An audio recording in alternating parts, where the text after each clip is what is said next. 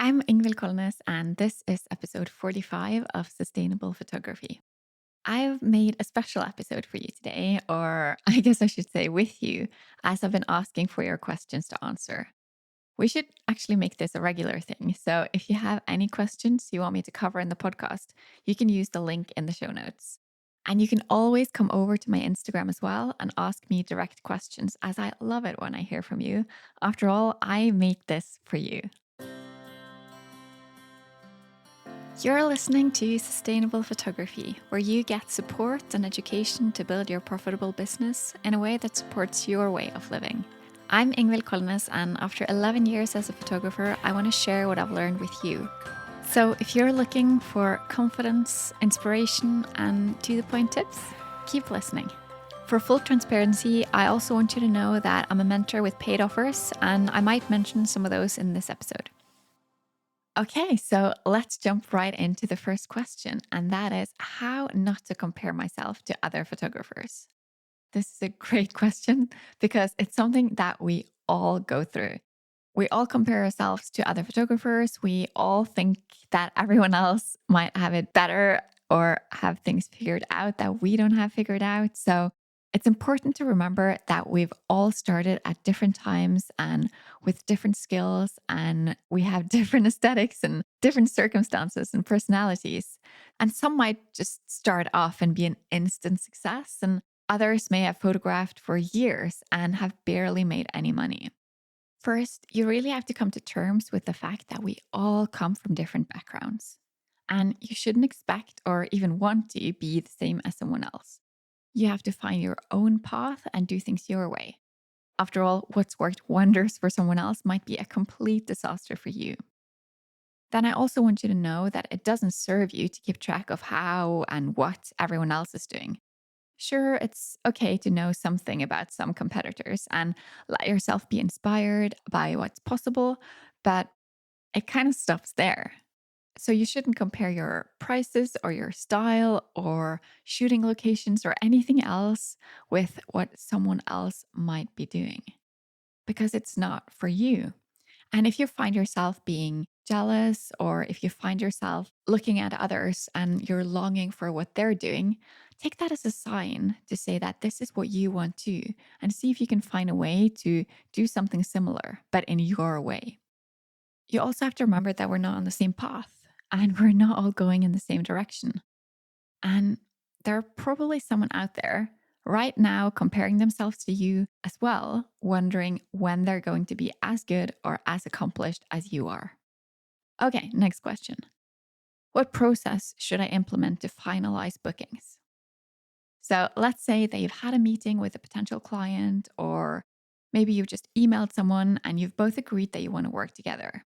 So I strongly recommend having a contract ready and to collect the information that you need to secure a retainer payment right away.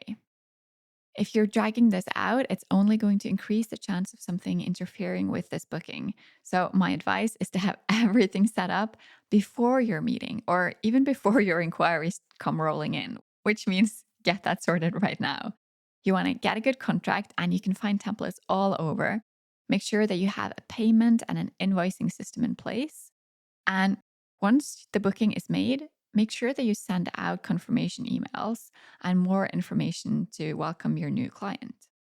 So, in short, what you need is a payment and an invoicing system and a contract, and a system for sending that contract out.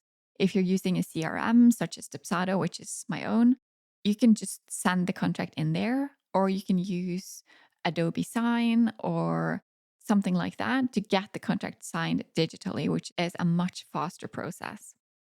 If you want to take credit cards, you want to make sure that you have a system for that, such as Stripe, or you can use PayPal. But in many cases, you want to have an invoicing system, which you just send out the invoice and they sort out the payment on their end. And ideally, that invoicing system is part of your accounting system, which makes it all so much easier. I'm loving these questions. This is great. So, next one is how to build a sustainable business. Okay, so my favorite question. So, this is the whole basis for the podcast. And I and my guests, we answer pieces of this in each episode. But In short, for me, having a sustainable business means that you're doing work that you enjoy and it fits with your lifestyle. You make more money than you just need to get by so that you're prepared for ups and downs and pension and taxes and unexpected expenses and the future. And I also believe in not buying more stuff than you need to keep your environmental footprint low, which to me means less gear, less flights, less stuff, basically, and to focus more on the experience. If you want to learn more about building a sustainable and lasting business that lets you thrive, I urge you to sign up for the waitlist for the Sustainable Photography Program. It's going to open up again this fall. So go to ingvildkolnes.com or find a link in the show notes. On to question number 4. What is your favorite marketing trick? Oh, okay. My favorite is SEO because I love getting inquiries on autopilot without having to post on social media all the time or to be very social in real life. But for you, the answer might be completely different because the right marketing platform for you is one that you can keep up with, something that you enjoy doing, and something that's actually working for you. But I wouldn't just depend on one thing though. Make sure that you set yourself up with at least 2 different streams of inquiries, marketing, and don't focus on any more until those 2 are actually working for you. Oh, and also another thing that I would recommend that you don't do is to market to other photographers.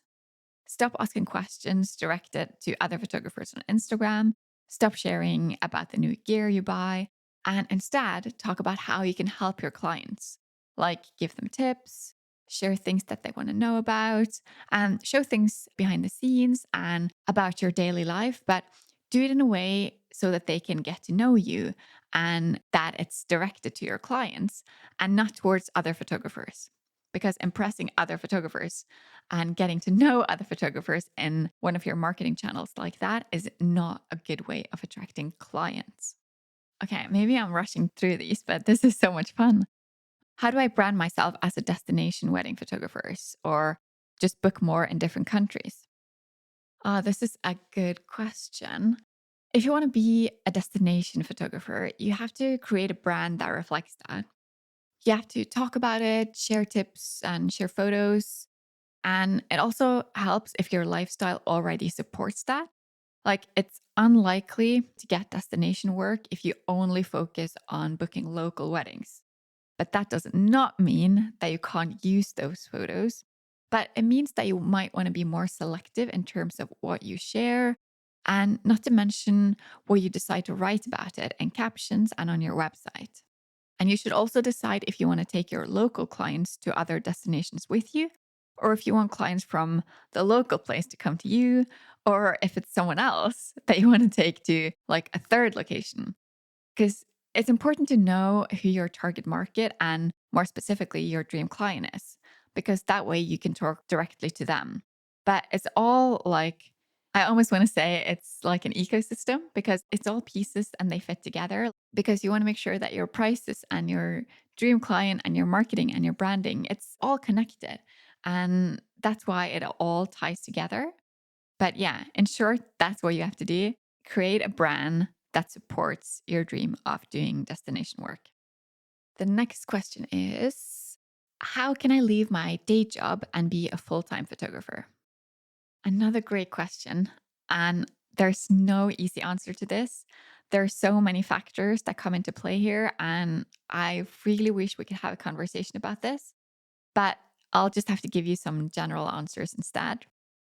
Having a part time job can be freeing to some because they'll have a steady income and they can focus on doing just what they love, and it'll feel easier to say no to things they don't want to do and to charge appropriately. While to others, it's opposite.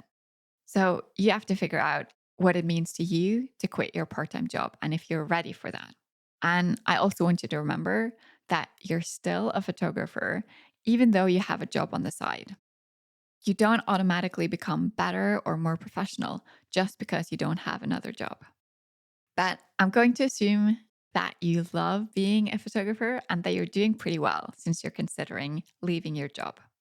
But since we all have different personalities, It's important to recognize that some want to play it safe and they don't want to quit until they have all the bookings that they need so that they can see clearly how they can replace their existing income.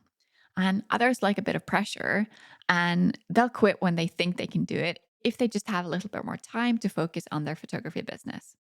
So if you're feeling like now's the time, I want to see if I can make this happen, I would start by making sure that your prices are calculated. Don't base your prices on someone else or what you think they should be or you think someone would pay, even.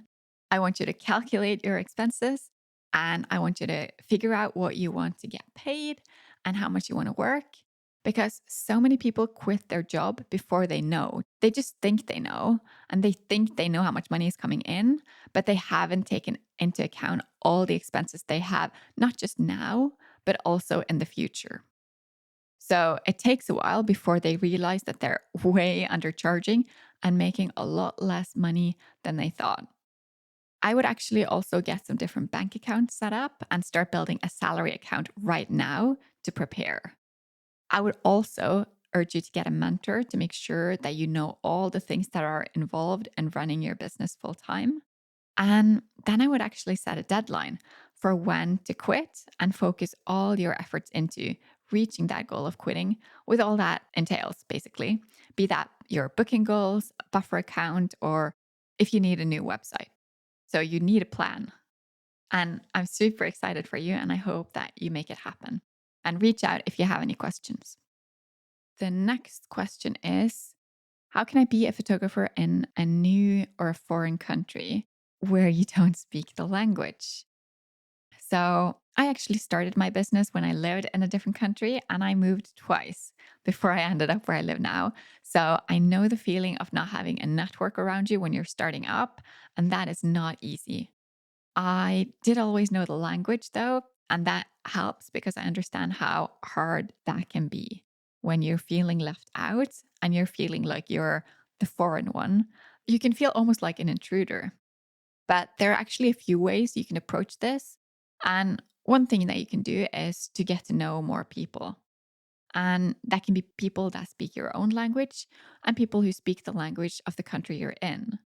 So if you're a social person, that can be really helpful because you can try new activities and you can meet friends of friends and you can invite people over. There's a lot of things you can do, but getting to know more people is helpful. Even if you're already in your own country, that's helpful. So I want you to try to figure out your niche. And maybe that is working with people who are immigrants like yourself, maybe even those from the same country as you. When I started my mentoring business, I decided to go for English as the language, even though I live in Norway. And that's because I often think and I learn in English. And it just naturally happened that way for me. But that meant that I often attracted people in Norway who are from a different country than Norway. So it's important to keep in mind that you don't have to have the majority of people as your target audience because you don't want to work with everyone anyway. There are only a few people that you have space for in your calendar. And if there's no one serving those people, you're probably in a stronger position. And maybe you can relate to them in a better way. Maybe you can speak to them in their native language, and you'll naturally have something in common. But if you want to work with people who speak the language in the country that you're in, I would focus on building my network and also learning the language. And after making this mistake myself, I actually would not create a bilingual website or create marketing messages in multiple languages. It makes things confusing and extra hard. It's a lot more work, even though it might not seem that way. So I would stick to finding your dream client and serving them really well. And once that's running smoothly, then maybe consider adding on another language or a new service if you have the time at that point. But you probably don't if it's doing really well for you. Okay, final question. How to narrow down and find my ideal client without losing customers in the process. One of my favorite topics. Finding your dream client is actually one of the steps in the sustainable photography program. It's a really important piece. And the way I believe it works best is if all the steps work together. So your dream client has to be someone that you enjoy working with. And they're also willing to pay what you ask. They would love to have what you offer. They're attracted to your brand and you draw them in through your marketing. In short, really. So to actually find them or create the profile of who they are, you can, for example, start by thinking about who you've worked with so far. Who have you loved working with and who have you not loved working with? Write down why and which traits you've enjoyed and not enjoyed. If you haven't worked with a lot of clients yet, you can think about people you know or people you just imagine in your head. You also want to think about where this person might be hanging out, what language they use. And I don't mean just language as in Norwegian or English or anything like that, but I also mean which words they use and which words they don't use, what interests they have, and what their style is. And there's a million things you can ask yourself. When you have a clear idea of who you want to work with, your marketing will actually become easier and not harder. Sure, some people might not want to work with you, but some people always feel that way. So you might as well work towards attracting people you want to work with rather than just anyone.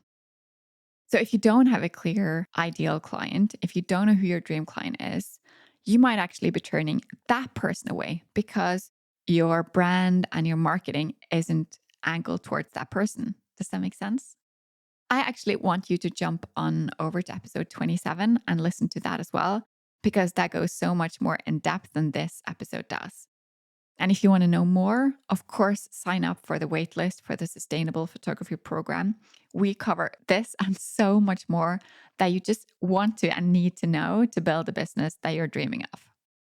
Okay, that was it for this Q&A episode. And let's do another one. Send in your questions and let's do this again soon. Thanks for listening to Sustainable Photography. Head over to Instagram at Ingvild Kolnes to tell me what you want future episodes to be all about. Check out the show notes over at ingvildkolnes.com/podcast. You can learn more about the Sustainable Photography Program and sign up for the waitlist there. To get more of this content, make sure you subscribe to the podcast and leave a review. Your support makes all the difference. Talk soon.